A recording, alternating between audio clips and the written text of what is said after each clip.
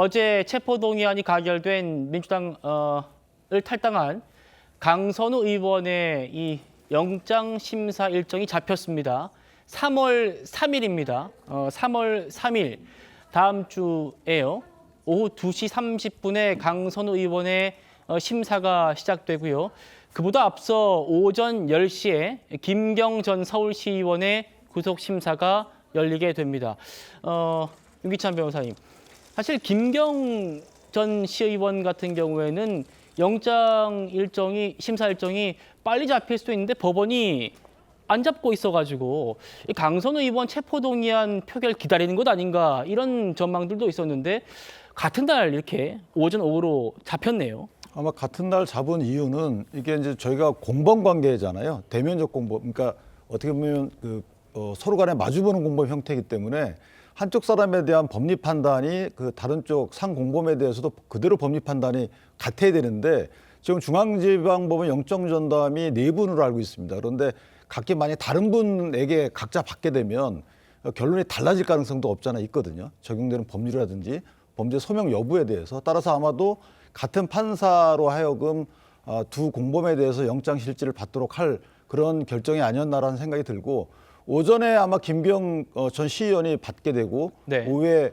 강선우 의원이 받게 될 것 같습니다. 네. 통상은 오후에 같이 받는데 아마 치열한 공방이 있을 것으로 예상이 돼서 이렇게 오전 후 시간을 좀 준 것 같고 두 분의 결론에 대해서는 달리 나올 가능성도 있어요. 그러니까 범죄 소명 여부를 떠나서 김경 전 시의원 같은 경우에는 상당히 수사에 협조한 부분이 있기 때문에 약간 다른 결론이 나올 가능성도 있는 그런 영장 실질이 아닐까라는 생각을 합니다. 예, 여 대변인님, 강선우 의원이 이제 민주당 의원들한테 친전 보냈을 때 그 다음 날에 이 김경시 의원이 입장문을 냈습니다. 이례적으로 강선우 의원이 사실이 아닌 내용을 지금 얘기하고 있다라면서 강하게 반발을 했었는데 어제 이 신상 발언을 통해서도 나는 김경으로 받은 돈이 1억이 아니고 3억 2,200이다라고 더 3배 넘는 돈을 얘기하면서 주면 반환하고 이런 얘기를 했단 말입니다. 그러니까 지금 윤기찬 변호사님 말씀처럼 내일 심사 과정에서 두 사람의 입장이 상당히 갈릴 가능성이 커 보여요. 어떻게 전망하십니까? 맞습니다. 그러니까 처음에 이 사건 벌어졌을 때도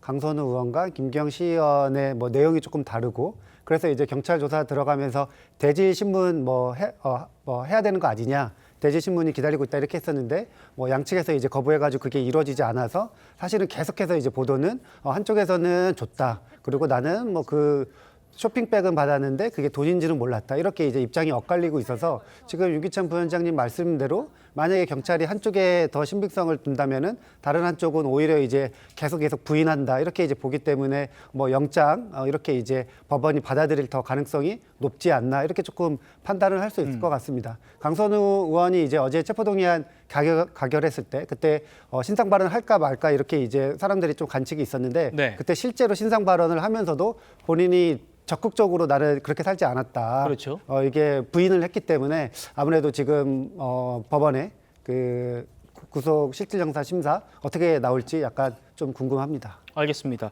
다음 주 화요일입니다. 월요일이 대체 공휴일이기 때문에 이 공휴일이 끝나는 첫날에 3월 3일 오전 10시부터 이 강선우, 김경 두 사람에 대한 영장 심사가 열릴 예정입니다.